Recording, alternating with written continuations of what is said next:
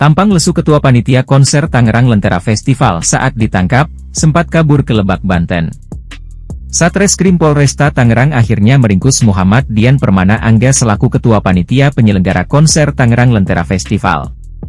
Kasat Reskrim Polresta Tangerang, Kompol Arif N. Yusuf mengatakan, Muhammad Dian Permana Angga diduga menjadi dalang dibalik kericuhan akibat gagalnya konser digelar.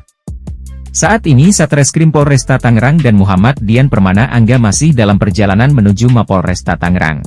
Berdasarkan informasi yang dihimpun tribuntangerang.com, penangkapan terhadap Muhammad Dian diunggah oleh salah satu akun sosial media Instagram Info Balaraja. Foto pelaku saat ditangkap terlihat mengenakan pakaian berwarna hitam dan tengah di dalam sebuah mobil.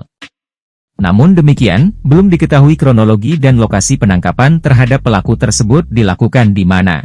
Diberitakan sebelumnya, jajaran kepolisian sektor, Polsek Pasar Kemis akhirnya melakukan pemeriksaan terhadap 8 orang saksi usai batalnya penyelenggaraan konser Tangerang Lentera Festival 2024 di lapangan bola Pasar Kemis, Kabupaten Tangerang, Minggu, 23 Juni 2024, malam.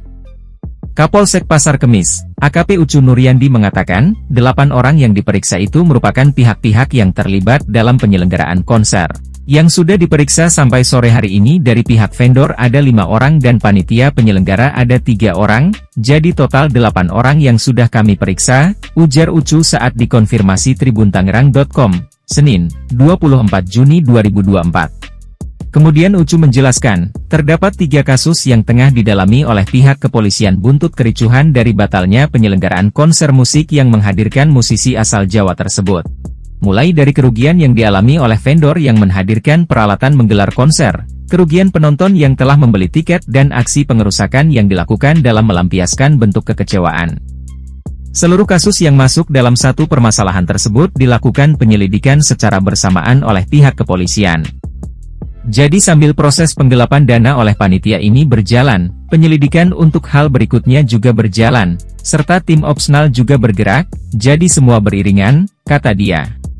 Kemudian bisa jadi ada potensi massa, warga ataupun penonton yang akan diamankan untuk kasus pengerusakan fasilitas saat konser batal dilaksanakan, sambungnya.